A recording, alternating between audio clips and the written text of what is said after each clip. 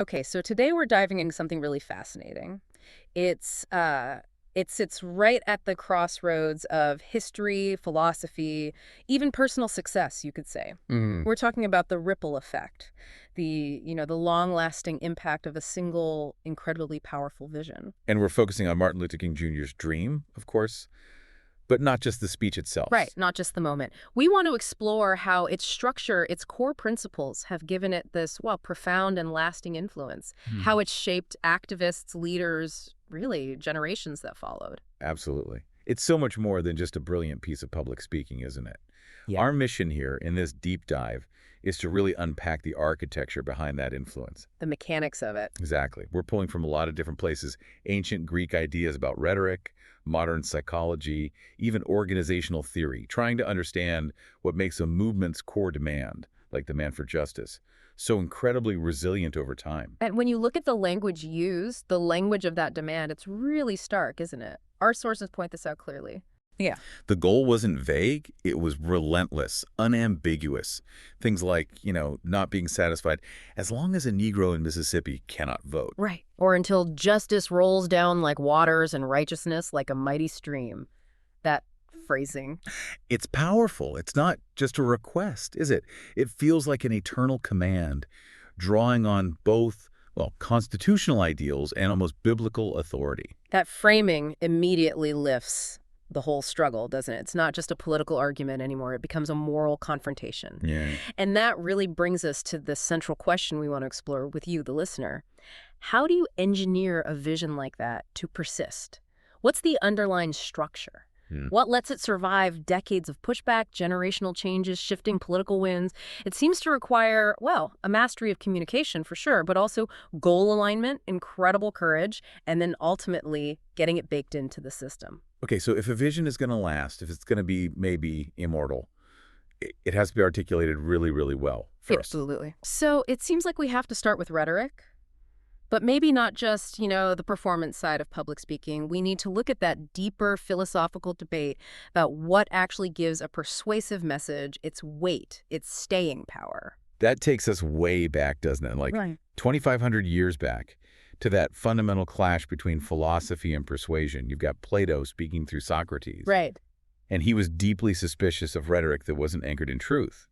He basically argued that if the speaker doesn't have genuine knowledge, then rhetoric is just, well, he called it an unsystematic knack. A knack, like a trick. Kind of, like a way to flatter or, manipulate an audience without actually making them or the state any better, just playing on emotions. That distinction feels really crucial because if a movement's message is just a knack, just a clever sales pitch, It fades. yeah, it'll probably just dissipate as soon as the immediate crisis passes. Right. Plato thought the real political art, the art of governing well, should aim for order. He used the Greek word cosmos and justice and moderation within people's souls. Yeah. Exactly.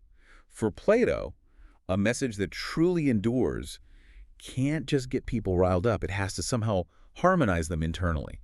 It needs to connect individual actions to a larger sense of societal justice. So it's about interchange, too. Right. If the speaker is just dealing in, fleeting pleasure or political anger, they're serving the moment, not the lasting order, the cosmos of a truly just society. And you could argue King's rhetoric lasts because it speaks directly to that need in the soul for justice, aligning individual morality with collective action. Okay, but even if you have that fundamental truth, you still need a way to get it across effectively, don't you? The truth doesn't just broadcast itself. No, it doesn't. And that's where later thinkers kind of brought rhetoric back into the fold as a necessary practical art. You have someone like Quintilian. Hmm. He defined rhetoric as both an art and a science. It involves the power to first discover the right arguments and then to utter them forth in, elegant language. Discover and utter. Both parts are key. Yes. And here's the critical piece Quintilian added. He stressed that a great orator needs sagacity. Sagacity. Wisdom, essentially. It's more than just being clever. It's the wisdom to adapt the speech, its structure, its tone, even its emotional level to the specific circumstances, the time, the place, and really importantly, the persons involved. Ah, so it's context dependent. Hugely. A speech you give to a church congregation in Birmingham has to have a different kind of sagacity than one you deliver, say, on the steps of the Lincoln Memorial or before Congress. That adaptability, that dynamic quality, That's what makes an idea feel alive, right? Keeps it Wow. from being just a static principle. Precisely. And regardless of the style you choose, the audience needs to know where you're taking them. Aristotle taught that, didn't he? The introduction of any effective speech has to clearly lay out the end goal, the whole point of the speech. And King certainly did that. You were never really in doubt about the destination: freedom, equality, justice. Never. And we can also look at the tactical choices in delivery. Our sources bring up the contrast between classical giants like Cicero and Right? Demosthenes. Different styles. Cicero's style was often more expansive, maybe diffuse.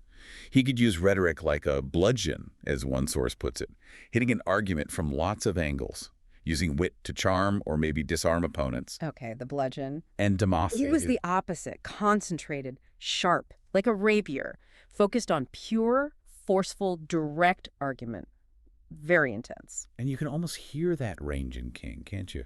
Depending on the context. Absolutely. You listen across different recordings and you hear him deploy that sort of gentle, broad moral persuasion, maybe Ciceronian when he's appealing to the wider American conscience.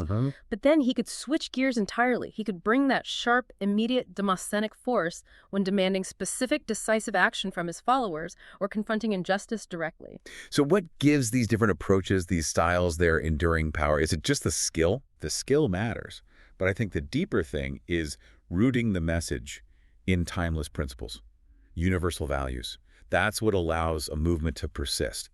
The struggle has to be framed not just around today's political demands, but around things that resonate across centuries. That makes sense. It connects the fight to something bigger than the immediate moment. Exactly. And that linkage is absolutely vital. You see this pattern repeating in basically every enduring movement that's fighting for justice. Think about the Declaration of Sentiments back in 1848. The Women's Rights Convention, Seneca Falls. Right, Elizabeth Cady Stanton and the others, they weren't inventing brand new ideas out of thin air. They deliberately anchored their demands.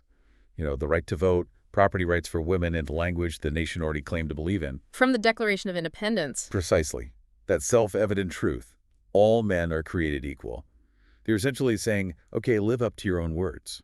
That's brilliant rhetoric, actually, holding the nation accountable to its own founding ideals. It is. And you see Lincoln doing something similar at Gettysburg. He reframed the horrific Civil War. It wasn't just about preserving the Union geographically. Yeah. It was about ensuring a new birth of freedom.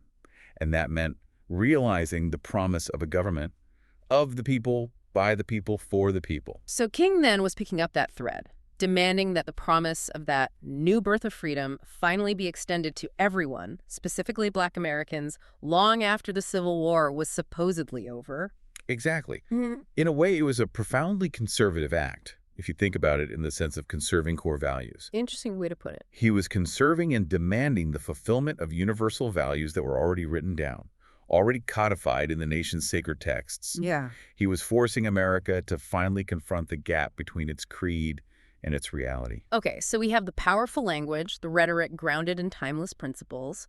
But then comes the really hard part, right? Translating that vision, that dream, into actual action, into momentum. This is often where movements can stumble, isn't it? Going from the inspiring words to the nitty-gritty work of making change happen. We need to look at how those big abstract aspirations get turned into concrete, actionable goals that can actually drive sustained collective effort. Yeah, and this is where it gets interesting because we start pulling from, maybe surprisingly, the philosophy of success and personal effectiveness. Right. These sources argue pretty strongly that success, whether it's personal or for a whole movement, isn't usually an accident. It tends to follow a pattern. And the very first requirement, according to thinkers like Earl Nightingale that our sources mention, is having a definite, clearly defined single goal. That focus seems key. The brilliance, perhaps, of the civil rights movement, especially in its key phases, was its ability to distill this huge, complex moral struggle into very definite, achievable institutional aims. Like ending legal segregation, securing voting rights. Exactly. Really specific targets. That focus helped prevent the movement's energy from scattering.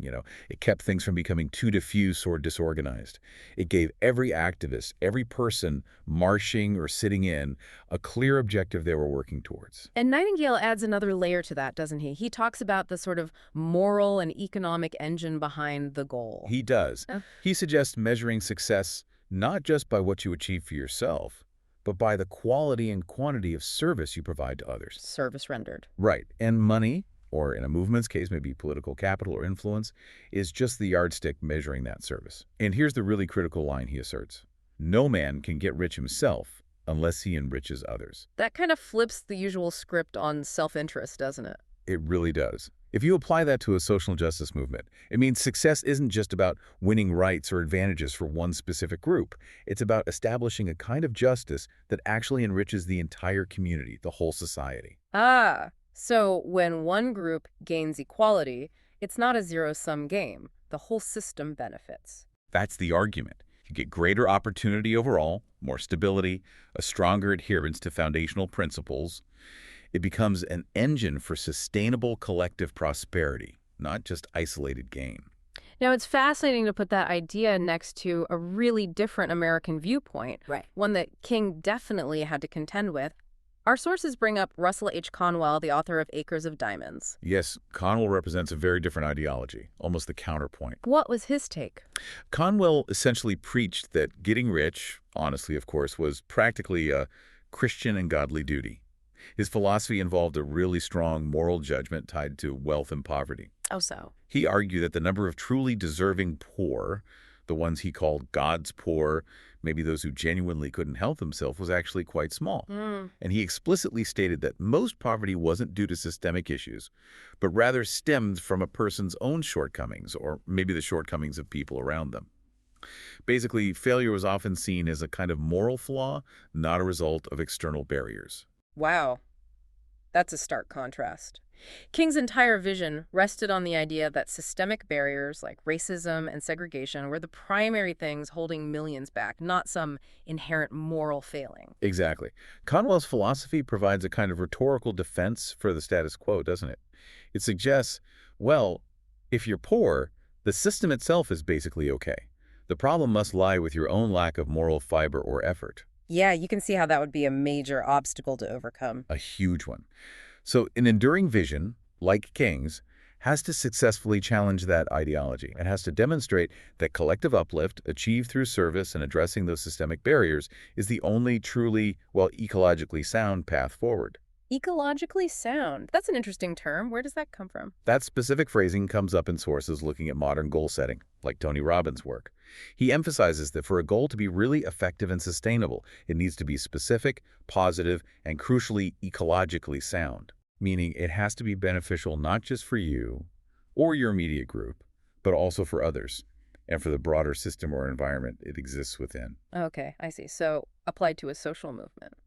It means the goal can't just be about shifting power or resources in a way that harms another group or creates new instability down the line. That wouldn't be ecologically sound. It would just sow the seeds for future conflict.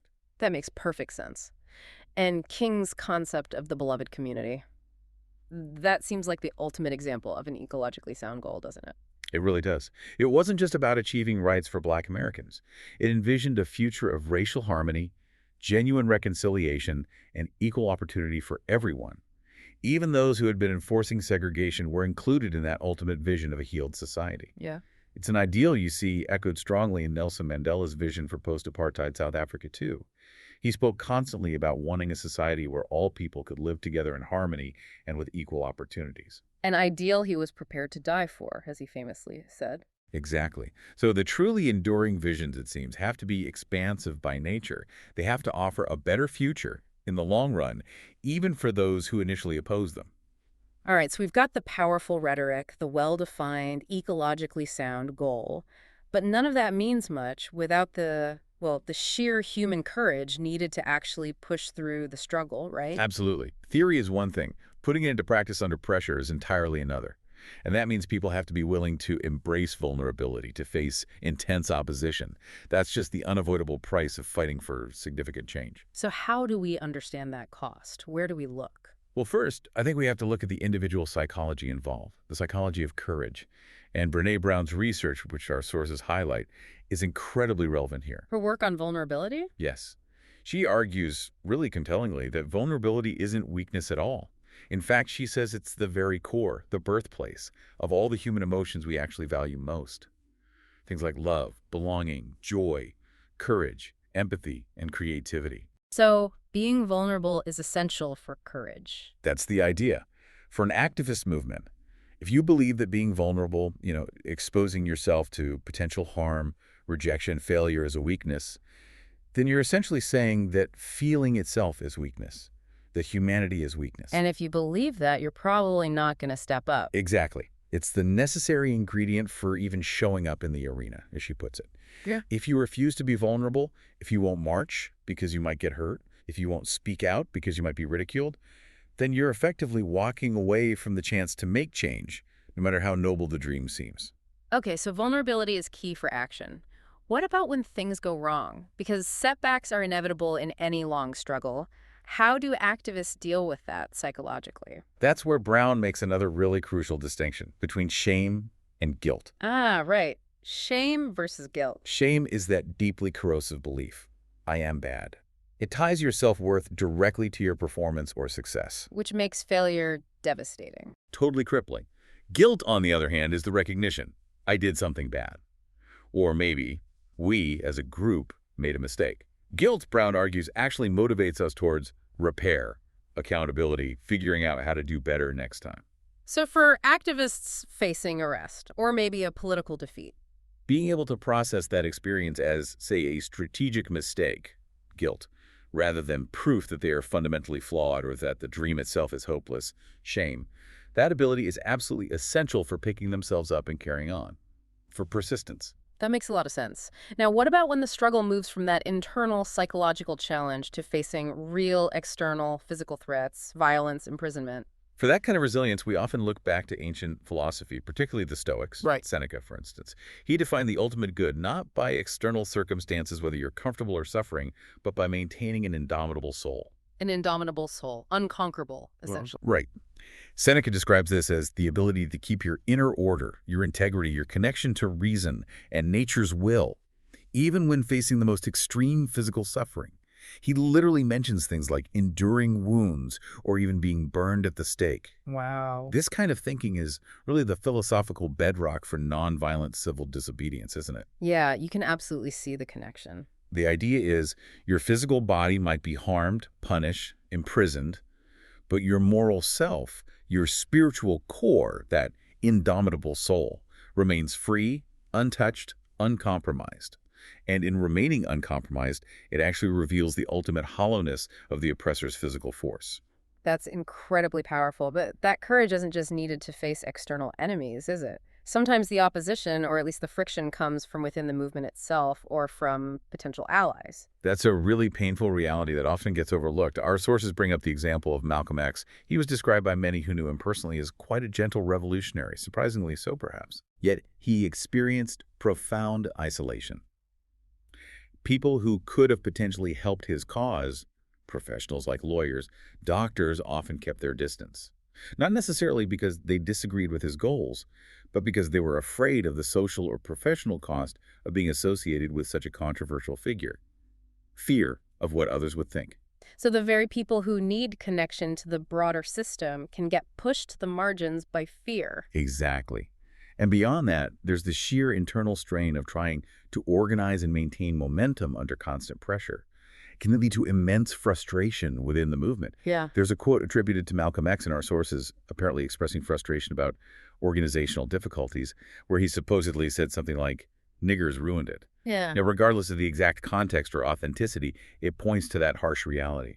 Movements are made up of imperfect human beings operating under extreme stress, and maintaining cohesion and disciplined action is incredibly difficult. It highlights the need for really strong, reliable internal leadership, doesn't it? Leaders who understand the struggle deeply. Absolutely. And interestingly, we see a parallel principle showing up in a completely different field: corporate strategy. Jim Collins' research on what made certain companies go from good to great. Right. His famous study. He found that the companies achieving that kind of sustained, transformative success almost always promoted leaders from within the company. Really? They didn't bring in outside stars. Very rarely. The data was striking. Only about 4.76%, less than 5%, of the CEOs who led those transformations were outsiders. Compare that to the comparison companies in his study, which brought in outsiders almost a third of the time, around 30%. Wow.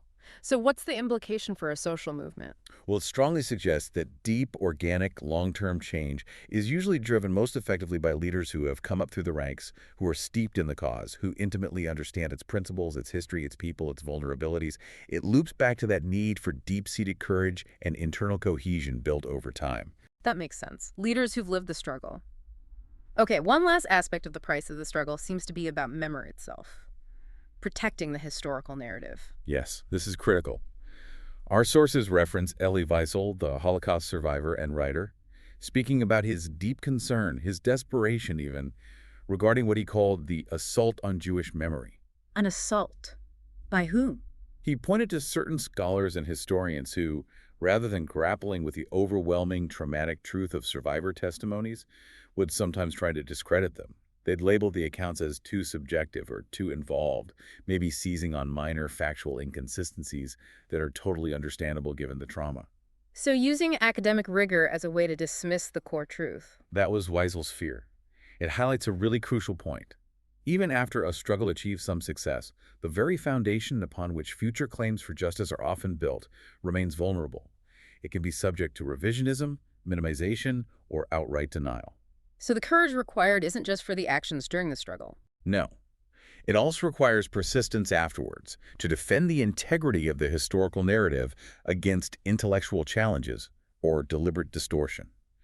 Ensuring the record of what actually happened, the record of the struggle itself, endures truthfully. Okay, so we've journeyed through the rhetoric, the goals, the courage needed. Now we get to what feels like the final hurdle, maybe the ultimate test of whether a dream truly endures. How does it actually get baked into the system? How does it achieve lasting institutional influence? Right. How do those core principles survive beyond the charismatic leader, beyond the initial wave of activism, and become permanent fixtures in laws, policies, and societal structures? This is where the dream meets the bureaucracy in a way. Exactly. It's the realm of implementation.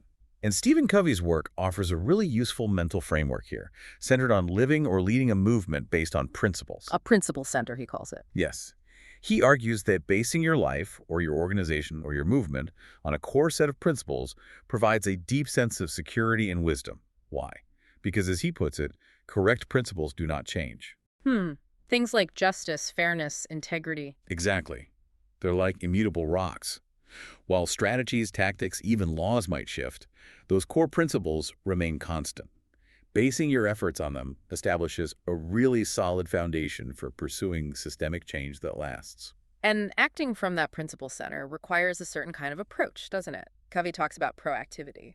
Yes, and his concept of the circle of influence versus the circle of concern is key here. Can you break that down? Sure. The circle of concern includes basically everything you worry about or care about: global events, national politics, other people's behavior, things largely outside your direct control. The circle of influence, however, is much smaller. It contains only the things you can actually do something about: your own habits, your choices, your work, how you interact with others. Okay, so how does that apply to activism? Well, Covey argues that proactive people focus their energy on their circle of influence. In activism, this means moving beyond just worrying or complaining about injustice, which lies mostly in the circle of concern, and dedicating your time and resources to concrete actions you can take. Like changing specific habits, working to change specific laws, finding different methods of influence. Precisely. A movement that's constantly focused on things it can't control tends to generate negative energy, maybe even a sense of victimhood. But a movement that proactively targets specific legal challenges, organizes specific boycotts, runs specific voter registration, steadily expands its circle of influence over time. It makes tangible progress. And we can see this principle-centered, proactive approach really powerfully illustrated in the legal career of Ruth Bader Ginsburg, can't we? Her long fight for gender equality. Absolutely. She's a prime example of focusing relentlessly on the circle of influence.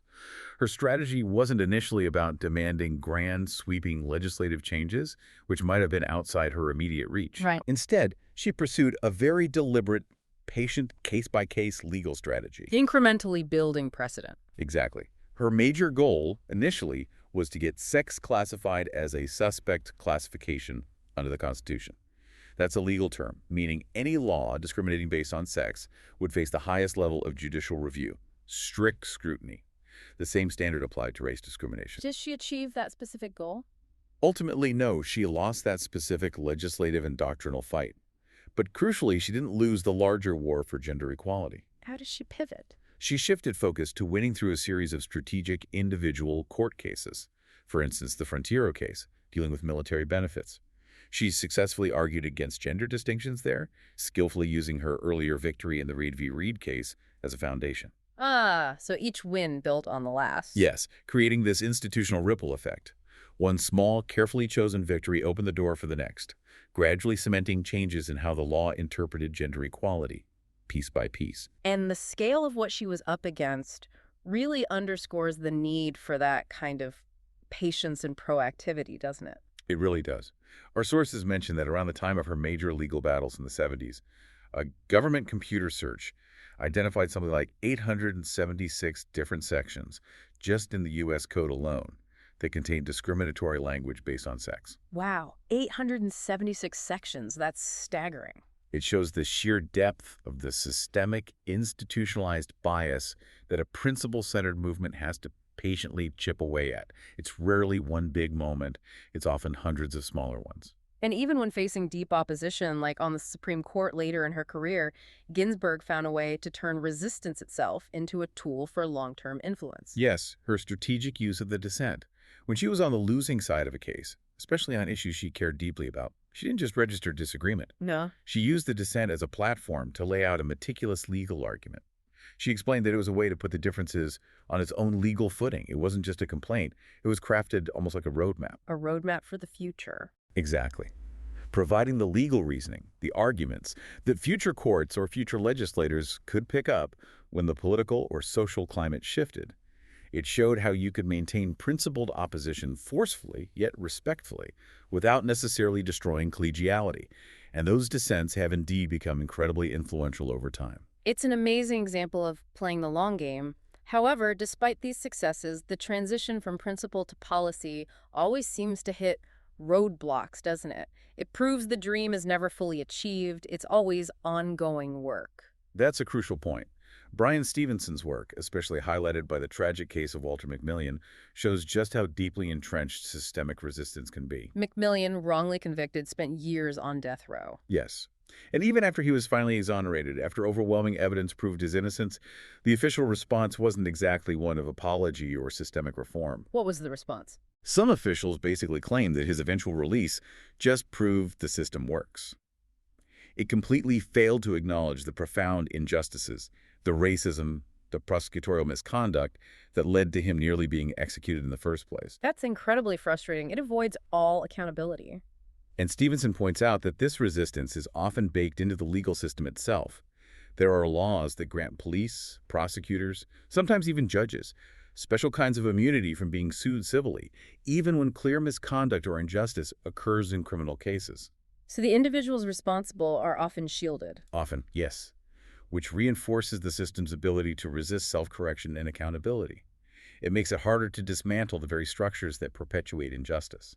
So realizing this, that the system itself can actively protect the status quo, really underscores that an enduring vision isn't about reaching some final finish line, is it? No, it seems it's about committing to continuous, proactive, principle-driven engagement, constantly pushing against structures that naturally resist change. And the ultimate goal, the ideal that people like King and Mandela held up, it remains that vision of a society where all persons can truly live together in harmony and with equal opportunities. A society truly worth striving for, even dying for.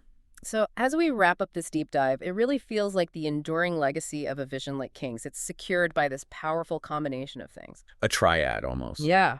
First, you need that oratorical power, the ability to articulate the vision and root it in those deep, universal, unchanging principles. And second, you absolutely need the individual and the collective courage. The willingness to be vulnerable, to face conflict, to endure the hardships of the struggle. And third, it requires that disciplined, proactive, often grinding effort to actually translate those principles into lasting systemic change, into the laws, the institutions, the policies. That's the ongoing work, isn't it? Maintaining the dream. Because the structures of justice, even once established, they aren't self-sustaining. They need constant attention, constant upkeep, that relentless focus on the circle of influence. Which brings it right back to us, doesn't it? To personal responsibility, personal contribution. It makes me think of President Kennedy's famous challenge, Hmm. urging people, ask not what your country can do for you, ask what you can do for your country.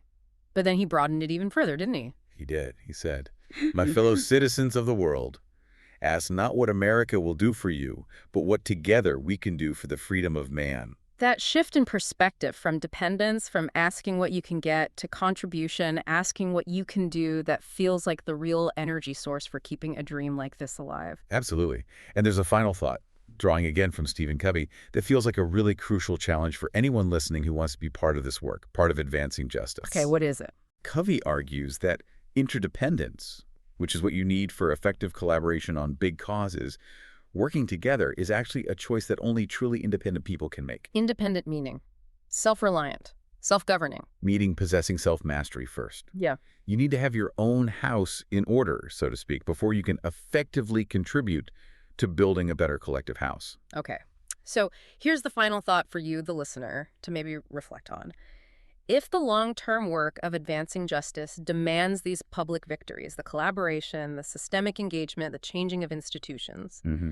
then what personal private victories, what level of self-mastery in your own habits, your own mindset, your own commitment to principle, what do you need to achieve within yourself first before you can really, truly, effectively contribute to making that enduring dream of justice not just a dream, but a sustained, ongoing, permanent reality?